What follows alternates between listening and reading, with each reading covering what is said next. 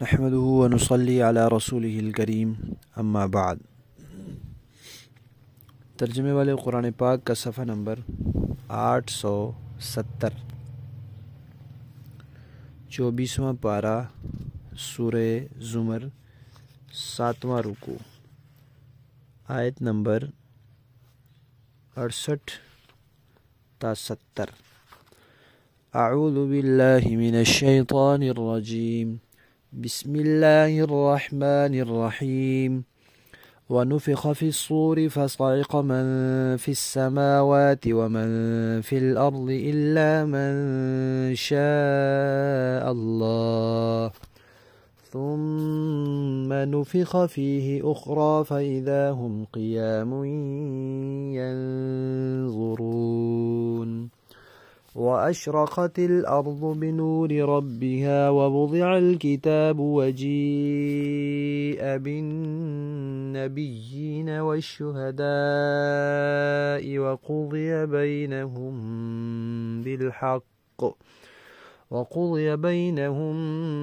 بالحق وهم لا يظلمون۔ ووفيت كل نفس ما عملت وهو أعلم بما يفعلون۔ صدق اللہ العظیم۔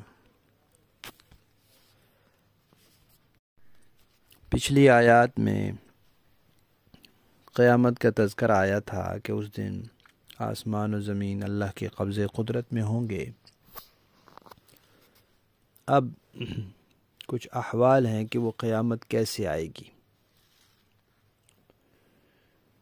ایک تو یہاں یہ بات یاد رکھنی چاہیے کہ اس دنیا میں رہتے ہوئے عالم بالا اور اگلے جہان کی جو باتیں اور چیزیں ہیں ان کی پوری حقیقت سمجھ نہیں آ سکتی۔ بس جتنا تذکرہ قرآن و سنت میں آ گیا ہے اتنے کو انسان جان سکتا ہے۔ خود حدیث پاک میں آتا ہے کہ جنت میں اللہ تعالیٰ نے ایسی ایسی نعمتیں رکھی ہیں کہ نہ کسی آنکھ نے دیکھی ہیں، نہ کسی کان نے سنی ہیں، نہ کبھی کسی دل میں ان کا خیال آیا ہے۔ اور جن چیزوں کے نام ذکر کیے جاتے ہیں کہ جنت میں نہریں ہوں گی، جنت میں پھل ہوں گے، باغات ہوں گے، تو ان کی پوری حقیقت بھی انسان نہیں جان سکتا، اس لیے کہ وہ دنیا جیسے پھل تو نہیں ہوں گے، دنیا جیسی نہریں اور دنیا جیسے باغات تو نہیں ہوں گے، لیکن نام ذکر کیا تاکہ انسان کو معلوم ہو کہ وہاں یہ چیزیں ہوں گی، اور ان کے شوق میں پھر انسان سدھرے، عمل ٹھیک کرے، عقیدہ ٹھیک کرے، اخلاق سنوارے۔ لہذا یہ بات ہمیشہ پیش نظر رکھنی چاہیے کہ قرآن و سنت میں عالم بالا، عالم برزخ یعنی موت کے بعد کا جو وقت ہے، قبر کے حالات، محشر کے، قیامت کے، اس کے بعد جنت دوزخ کے جو حالات آتے ہیں ان کی پوری حقیقت انسان نہیں جان سکتا۔ بس جتنا بتایا جاتا ہے اتنا ہی انسان کو معلوم ہو سکتا ہے۔ تو یہاں تذکرہ آیا ہے کہ یہ دنیا کا نظام چل رہا ہے، یہ کب تک چلے گا اللہ کو معلوم ہے، اللہ کے علاوہ کسی کو پتہ نہیں ہے۔ پھر جب اللہ تعالیٰ کے علم کے مطابق اس دنیا کا وقت مکمل ہو جائے گا اور دوسری دنیا کا وقت شروع ہوگا تو پھر کیا احوال پیش آئیں گے اس کے بارے میں اللہ تعالیٰ فرماتے ہیں کہ پہلے اس دنیا میں جتنے لوگ موجود ہیں، جتنی مخلوقات موجود ہیں، سب کو ایک دفعہ موت کا جام پلایا جائے گا، سب مر جائیں گے۔ اور مریں گے کیسے؟ کہ سور پھونکا جائے گا۔ اب یہاں سور کا لفظ آیا ہے کہ سور میں پھونک ماری جائے گی۔ سور ہے کیا؟ نبی پاک صلی اللہ علیہ وسلم نے ارشاد فرمایا کہ وہ ایسے ہے جیسے سینگ ہوتا ہے۔ سینگ ایک طرف سے باریک ہوتا ہے اور دوسری طرف سے کھلا اور کشادہ ہوتا ہے، جیسے ہمارے ہاں باجے ہوتے ہیں یا اور کوئی یہ آلات ہوتے ہیں موسیقی کے بعض اس طرح، اور ہمارے ہاں یہ جو لمبے ہارن ہوتے ہیں اسپیکر، وہ بھی اس طرح ہوتے ہیں، پیچھے سے باریک آگے سے. تو اس کا یہ ہوتا ہے کہ اس میں اگر پتلے حصے کی طرف سے پھونک ماری جائے تو بلند آواز پیدا ہوتی ہے، جیسے باجے میں لوگ بچے شور مچاتے ہیں. بس اتنا ہی بتایا کہ وہ سور اس طرح کا ہوگا، سینگ جیسا ہوگا، اور اسرافیل علیہ السلام وہ لے کر بیٹھے ہیں. جب اللہ کا حکم ہوگا وہ اس میں پھونک مار دیں گے. اب سور میں پھونک ماری جائے گی 2 مرتبہ. اللہ کی شان ہے کہ وہی سور پہلی مرتبہ پھونکا جائے گا سارے مر جائیں گے. خود اسرافیل علیہ السلام جو سور پھونکنے والے ہوں گے وہ نہیں مریں گے. اسی طرح 4 مقرب فرشتے وہ اس وقت نہیں مریں گے. اور بعض نے لکھا ہے کہ وہ فرشتے جنہوں نے اللہ کا عرش اٹھایا ہوا ہے وہ بھی اس وقت نہیں مریں گے. باقی سب مخلوقات مر جائیں گی، پہلے بے ہوش ہو جائیں گی پھر مر جائیں گی. اور جو پہلے سے ہی دنیا میں فوت شدہ ہیں ان کی روحیں بے ہوش ہو جائیں گی. قبر میں بھی آخر ان کو کچھ نہ کچھ زندگی حیات ہے عذاب ثواب کے لیے، وہ بھی ختم ہو جائے گی. پھر اس کے بعد اللہ تعالیٰ فرشتوں کو بھی موت دے دیں گے، پھر اسرافیل علیہ السلام کو بھی موت دے دیں گے. سارے فرشتے مر جائیں گے، اللہ کے علاوہ کوئی نہیں رہے گا. پھر عرصہ گزرے گا اس ایسی حالت کو بھی. پھر اللہ فرشتوں کو زندہ کریں گے، پھر اسرافیل علیہ السلام سور پھونکیں گے. تو یہی سور پہلی مرتبہ جس کے پھونکنے سے سارے مر گئے تھے اور سارا نظام دنیا کا درم برم ہو گیا تھا، آسمان ٹوٹ گئے تھے، پہاڑ روئی کے گالوں کی طرح اڑنے لگ گئے تھے، یہی سور دوبارہ پھونکا جائے گا، سارے زندہ ہو جائیں گے. جس آواز سے پہلے ہر کسی نے مرنا ہے اسی آواز سے پھر ہر کسی نے زندہ بھی ہونا ہے. سارے زندہ ہو جائیں گے، سب کی روحیں ان کے جسموں میں آ جائیں گی. جسم کے ذرات جس کے جہاں کہیں ہوں گے، مٹی میں دفن، کسی درندے کے پیٹ میں، پانی میں، راکھ کی شکل میں، جہاں کہیں کسی کے جسم کے ذرات ہوں گے اللہ کے حکم سے سارے اکٹھے ہو جائیں گے. اس کا بدن بن جائے گا، اس کی روح اس بدن میں آ جائے گی اور وہ زندہ ہو کر پھر حیران ہو کر دیکھنے لگ جائے گا کہ یہ کہاں آ گیا، یہ کیا صورتحال ہو گئی.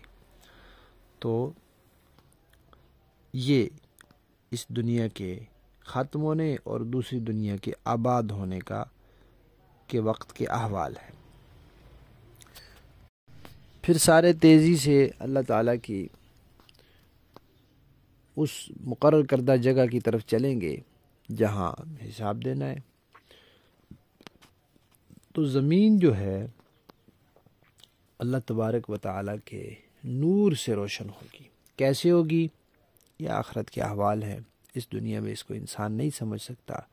نہ ہی ہم کوئی تشبیہ دے سکتے ہیں کہ جیسے ہمارے ہاں سورج کی روشنی ہوتی ہے ایسے اللہ کے نور کی روشنی ہوتی ہے، جیسے بجلی کے بلبوں کی اور ٹیوبوں کی روشنی ہوتی ہے. کوئی تشبیہ نہیں ہے. لیس کمثلہ شیء، اللہ کی مثل کوئی چیز ہے ہی نہیں کہ ہم بتائیں یا سوچیں یا سمجھ سکیں.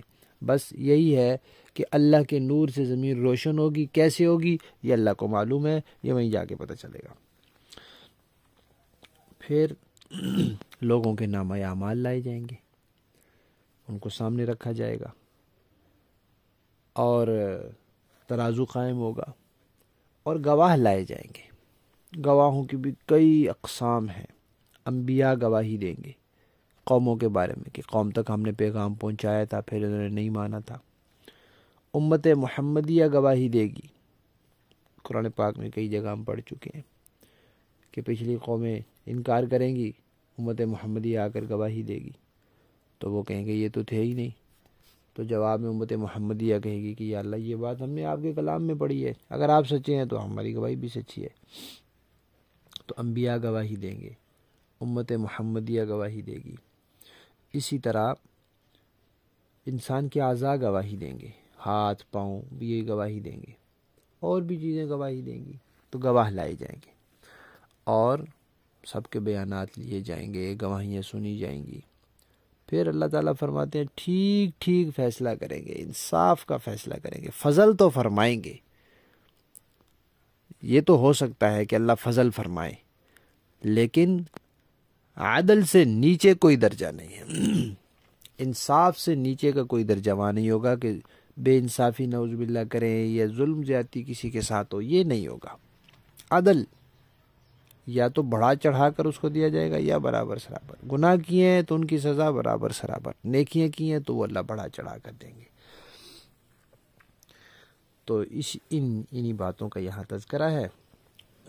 دیکھیے لفظی معنی، فرمایا کہ وَنُفِخَ اور پھونک ماری جائے گی، فی الصُّورِ صور میں، فَصَعِقَ تو بے ہوش ہو جائے گا، من جو کوئی بھی ہوگا، فی السماوات آسمانوں میں، ومن فی الارض زمین میں، الا مگر من شاء جسے اللہ چاہے، کچھ کو اللہ زندہ رکھیں گے، 4 فرشتے، عرش اٹھانے والے فرشتے وغیرہ۔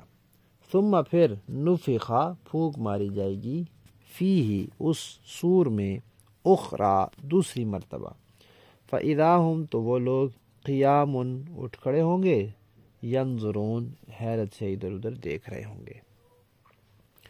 وَأَشْرَقَتْ اور چمک اٹھے گی، الارض زمین، بنوری نور کے ساتھ، ربہا اپنے پروردگار کے، وَوُضِعَ اور رکھ دی جائے گی، الکتاب کتاب یعنی نامہ اعمال رکھ دیا جائے گا، وَجِیءَ اور لائے جائیں گے، بالنبیین نبی، والشہداء اور گواہ، وقضی اور فیصلہ کیا جائے گا، بینہم لوگوں کے درمیان، بالحق بالکل انصاف کے ساتھ، ٹھیک ٹھیک فیصلہ، وہم اور وہ لوگ، لا یظلمون ان پر ظلم بالکل بھی نہیں کیا جائے گا، فضل تو ہو سکتا ہے، ووفیت اور پورا پورا دیا جائے گا، کل نفس ہر شخص کو، ما عملت جو کچھ اس نے کیا اس کے اعمال کا بدلہ، وہوا اور اللہ تعالی، اعلم خوب جانتے ہیں، بما یفعلون ان کاموں کو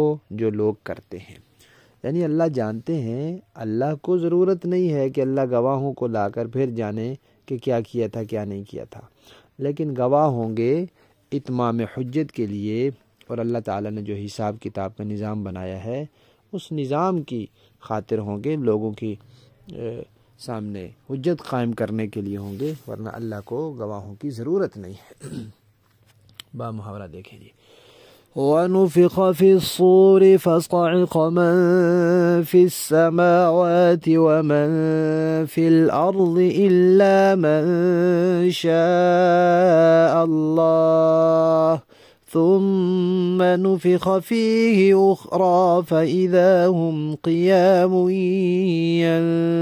ينظرون اور سور پھونکا جائے گا تو آسمانوں اور زمین میں جتنے ہیں وہ سب بے ہوش ہو جائیں گے، سوائے اس کے جسے اللہ چاہے، پھر دوسری بار پھونکا جائے گا تو وہ سب پل بھر میں کھڑے ہو کر دیکھنے لگیں گے، وَأَشْرَقَتِ الْأَرْضُ بِنُورِ رَبِّهَا وَوُضِعَ الْكِتَابُ وَجِيءَ بِالنَّبِيِّينَ وَالشُّهَدَاءِ وَقُضِيَ بَيْنَهُم بِالْحَقِّ وَهُمْ لَا يُظْلَمُونَ اور زمین اپنے پروردگار کے نور سے چمک اٹھے گی، اور نامہ اعمال سامنے رکھ دیا جائے گا، اور انبیاء اور سب گواہوں کو حاضر کر دیا جائے گا، اور لوگوں کے درمیان بالکل برحق فیصلہ کیا جائے گا، اور ان پر کوئی ظلم نہیں ہوگا۔ وَوُفِّيَتْ كُلُّ نَفْسٍ مَّا عَمِلَتْ وَهُوَ أَعْلَمُ بِمَا يَفْعَلُونَ اور ہر شخص کو اس کے عمل کا پورا پورا بدلہ دیا جائے گا، اور جو کچھ لوگ کرتے ہیں اللہ اسے خوب جانتا ہے۔ صدق اللہ العظیم۔